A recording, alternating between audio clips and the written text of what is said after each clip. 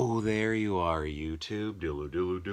Do. Subscribe if you're interested, but also no pressure. Hey, we're going to do another random ranking, but an old-fashioned kind where I just go back there and pick 3 random movies off of the shelf and then rank them based on whatever criteria we come up with. I'll rank them here in the video, but if you'd like to rank them in the comments below, please feel free to do so. Let's get to picking 3 movies. Here we go. Maybe whatever this one is. Ooh, that feels hefty. And then maybe one over here. Let's see what that does for us. And then how about we drop it down to this section. Let's see. Okay, nice, cool. Okay, so first we have The Day After Tomorrow. And this movie here took a girl to it, and I remember she was very upset at she's like very likes nature and I don't know, animals, and she was very upset with the wolves scene because the movie sort of paints wolves as like bad guys, right? Rather than just, you know, they're just out there trying to survive too. Because this is a disaster movie. It's like the Earth's tilt shifts or something, and then, you know, we enter a new ice age. And the wolves, you know, they're out there trying to survive because there's not as much food, so they're like hunting down humans or something. And I just remember her being like, oh, I don't know. She made a comment, and I was like, what? She's like, oh, I just don't like when movies make animals out to be like bad guys. And I was like, oh, nice. So that's one of my biggest memories of this. And how did it work? I was either working at the theater or freshly off of working at it, and you know, got her in free. But I can't remember if it was because I worked there or if a friend worked there and they ushered us in.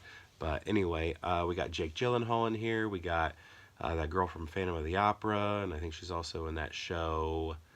She's on a TV show with William H. Macy called Unfaithful. What is it called? I don't know what it's called. Dennis Quaid is in it. You know, is it Roland Emmerich? It feels like a Roland Emmerich movie. Yeah, a Roland Emmerich movie. So, if you know Roland Emmerich, this is another one of those movies.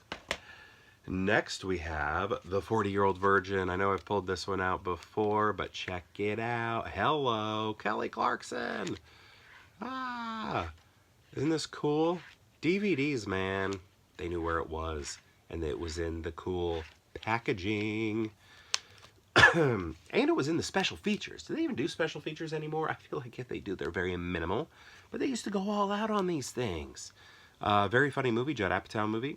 Was this like Seth Rogen's breakout into films? Because obviously he was in television and stuff. With stuff like, you know, Freaks and Geeks, and what was that college one called? Undeclared.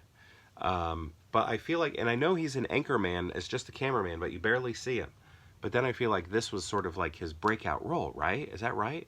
Like where he's like a character. I think that might be true. But yes, I do like this movie. Yeah, Paul Rudd is in it. And MC Hammer, what's his name? I can't remember his name, but he's good. I feel like he needed more play, like, after this. Like, I know him as MC Hammer in the MC Hammer movie, and then he was in this, and then he was in, like, the ice dancing movie with Will Ferrell and John Heder. And I don't know, I feel like we need him in movies all the time because he is so funny. He's so funny. Apatow needed to add him to the crew as a regular, right? But yeah, this movie is very funny, very quotable, and I like that he's a collector, right? A collector of action figures, which I am too. I got movies behind me. I guess I got some things here, but got a whole collection over there dedicated to my favorite Marvel superhero, Beast. Next we have Rocky 2. You know, I think Rocky 2 might be... No. I was going to say Rocky 2 is the one I've seen the least, but actually Rocky 4 is, yeah, with Dolph. That's the one I've seen the least. Well, I don't know. But then you got like Rocky Balboa. So I don't know. Because I think that last one, I think I've only seen the one time. But, you know, like the original five. Of the original five, I was going to say this one is the least watched, but it's not. It is, I think it's Rocky 4. But then this one. Most watched, Rocky. Yeah, if I rank those, how much I've watched them, I've watched Rocky the most, then Rocky 3, then Rocky 5, then Rocky 2, then Rocky 4. And then, yeah, I think that's the order. So Rocky 2, we get that rematch. So what do you think about that? Actually, I'm gonna throw it to you. What do we think about that? How do you feel about Rocky 2 with the rematch? We had that perfect first film, perfect movie, nothing wrong with it. Wonderful film, barely even about boxing, more about that love. But then we get the rematch over here. This one's a little bit more about boxing. And also, how do we feel about the ending? Do you think they should have continued with the franchise or just stuck with the one and let it be its own perfect movie? Or are the sequels fun enough, great enough, enjoyable enough to where you're glad it turned into a larger franchise? I'd love to know. I'm actually curious about that. So let me know what you think about that. So this one, yeah, even though, I do think it's good, but I just don't feel as strong of a connection to it. It has its, moments, very good moments, but I don't know. I don't always, it's not the one I think about the most, interestingly. I think of 1 and 3 and 5, because I love when, I can't remember the guy's name, but the guy who's like, running Tommy Gunn's campaign or whatever, when at the end he goes, "Only in America." I think about that a lot. Anyway, how are we going to rank them? I know. I think I'm going to go a little something like this. We're going to put comedy up here at number 1 with the 40-year-old virgin. And then we're going to put Rocky 2 at number 2.